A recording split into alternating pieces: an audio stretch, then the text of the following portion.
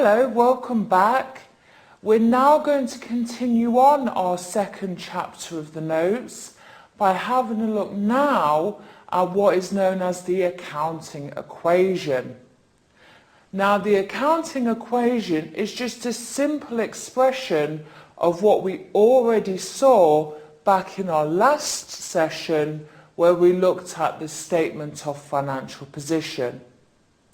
Now remember, a statement of financial position was a snapshot at a moment in time of the company's position in terms of what it owns through assets and what it owes through capital and liabilities.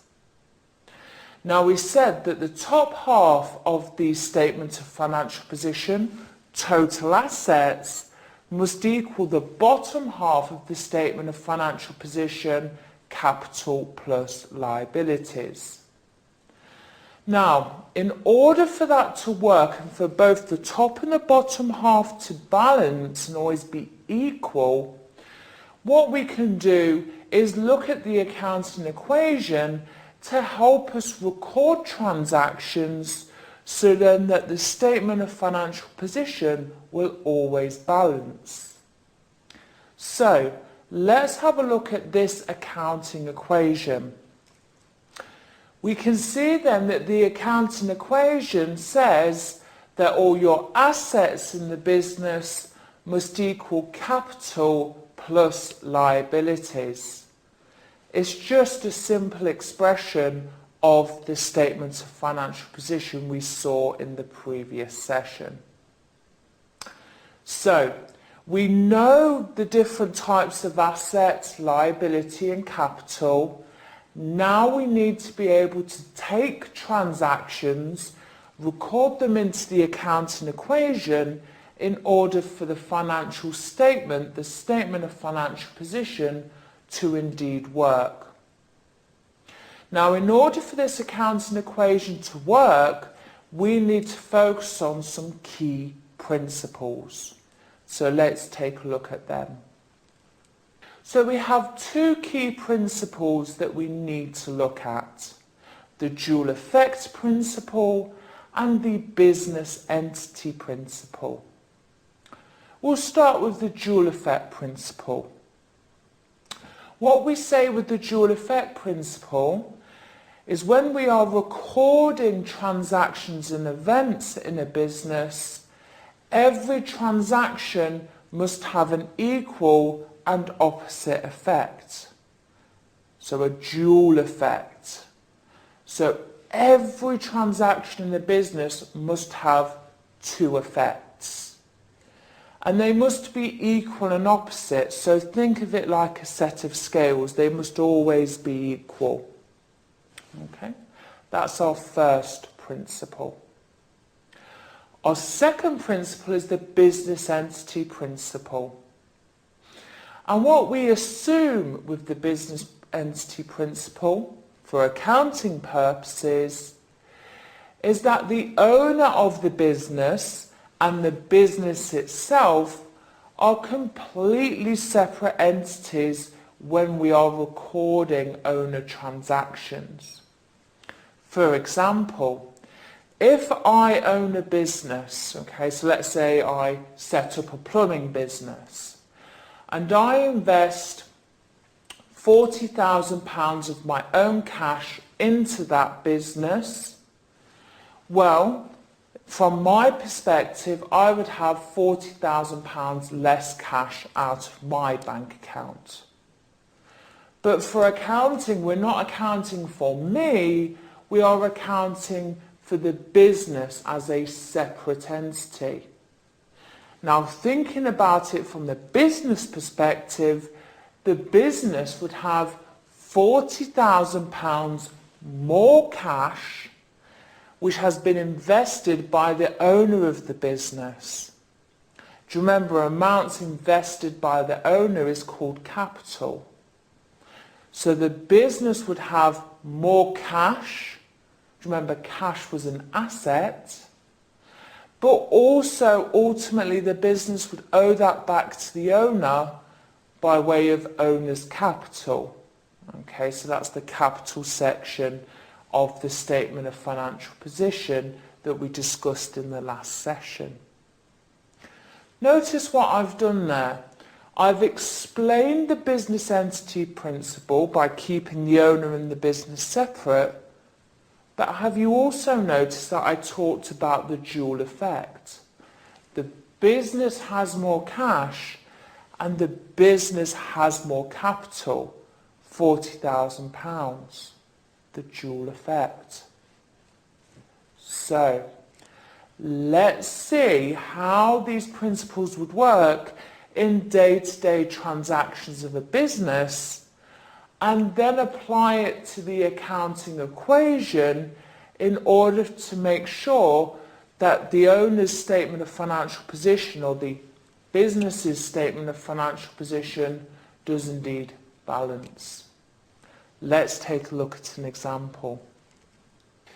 We're going to start off with an example then, and the example is for KTP. Now, KTP is a sole trader and commences business on the 1st of July 2009. The following transactions took place in her first week of trading. So let's take a look at this then. On the 1st of July 2009, Katie put $20,000 cash into the business. On the 3rd of July 2009, Katie purchased a motor vehicle for use within the business for $9,500. On the 7th of July 2009, Katie takes out a 5-year loan from the bank for $5,000. And the requirement is show the accounting equation for KTP at the end of the week. So in order for us to be able to do the accounting equation, we need to think about those two principles that we discussed. So let's write up the accounting equation first, and then we can apply that accounting equation and use it to record those three transactions. So remember, the accounting equation are assets must equal our capital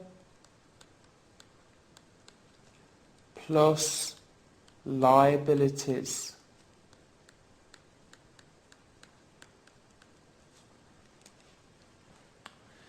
Now, what I've done there is wrote up the accounting equation, but what I'm going to do is use that accounting equation as a columnar format. So a column for assets, a column for capital, a column for liabilities.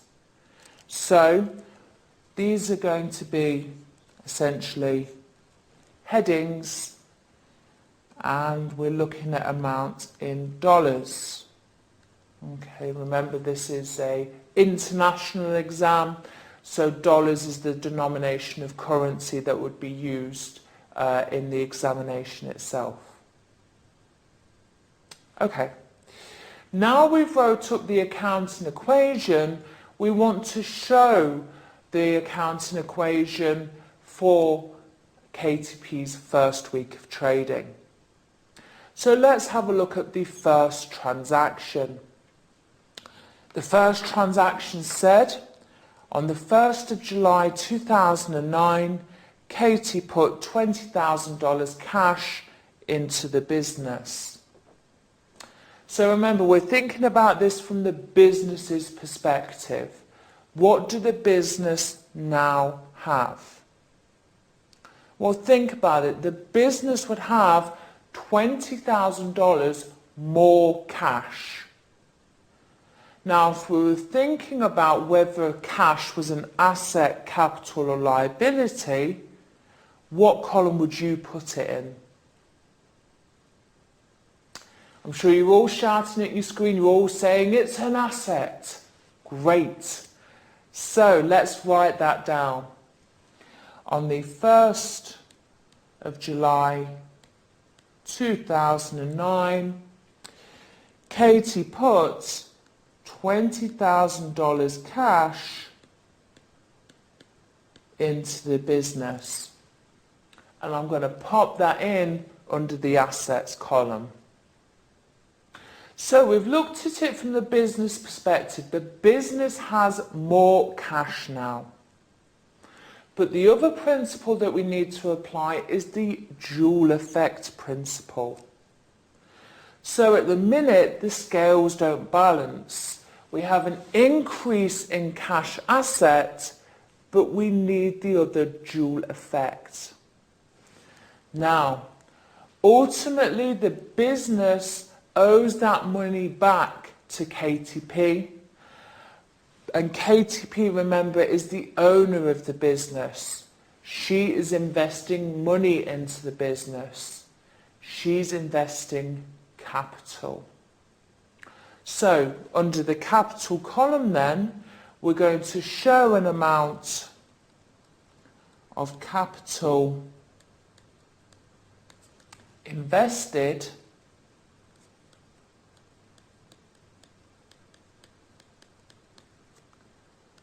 of that same amount of $20,000.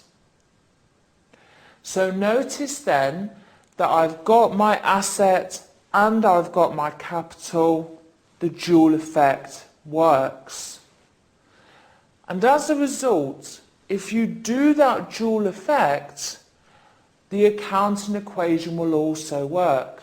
My assets will equal my capital plus my liabilities, which at this point was 0 because that transaction, the dual effect, has now been recorded. So there we go. That's our first transaction recorded, applying all those principles that we've learnt. So let's try another. On the 3rd of July 2009, Katie purchased a motor vehicle for use within the business for $9,500. Now, it doesn't say that she purchased that motor vehicle on credit, so promising to pay later. So we can safely say that she's used some of her cash in order to acquire that motor vehicle. So let's record that first. If she's paid cash, she's taken cash out of the business, therefore we are reducing our cash asset. So that would be a reduction under the assets column of the accounting equation. So, 3rd of July 2009, KTP's business cash asset has now fallen by $9,500. Okay, cash has gone out of the business, a reduction in that asset. But what does she receive in return? Well, she receives a motor vehicle. Do you remember how we said that motor vehicles was an example of a non-current asset? Katie's going to keep that in the business and use it within the business for the long term. So that's going to increase total assets. So we're going to pop that into the assets column. So, motor vehicle as our asset, we're going to increase our assets column with the cost of the motor vehicle of $9,500. Okay, so there we have it. That's our second transaction now complete. And if you look at this accounting equation, our assets will still equal our capital and liabilities, because now that dual effect is recorded, that transaction had no effect on capital or liabilities. So the dual effect would still work, as would the accounting equation. So let's have a look at one more transaction just to finish this off. On the 7th of July 2009, Kate takes out a 5-year loan from the bank for $5,000. Now, if you're taking a loan out from the bank, you are receiving cash. Okay, you're borrowing money. So let's write that down. On the 7th of July 2009, Katie's going to have an inflow of cash to the business for $5,000. So KTP's cash asset would increase as a result. But remember, we need the dual effect. We need the scales to balance. So, what do you think the opposite transaction would be? Can Katie keep that money and never pay it back? No, it's a loan. She's got to repay it eventually. As a result, it's going to be a non-current liability because the question said that it was a 5-year loan. So we need to increase the business's liabilities with that bank loan. So under the liabilities column, we're going to have bank loan,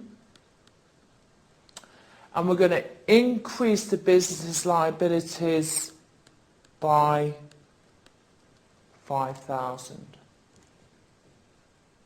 Okay.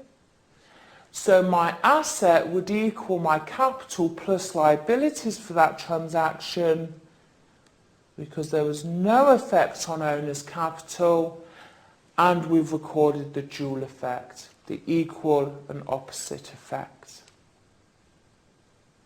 So to prove that then, at the end of that first week of trading, KTP would now have $25,000 total assets, and that would appear on the top of the statement of financial position, and that will always equal her capital, which is just her capital invested, of $20,000 plus liabilities, the bank loan, of $5,000. So capital plus liabilities would obviously equal $25,000, which is equal to the owner's assets of $25,000. There we have it, the accounting equation, the dual effect, and the business entity principle now complete. Thank you.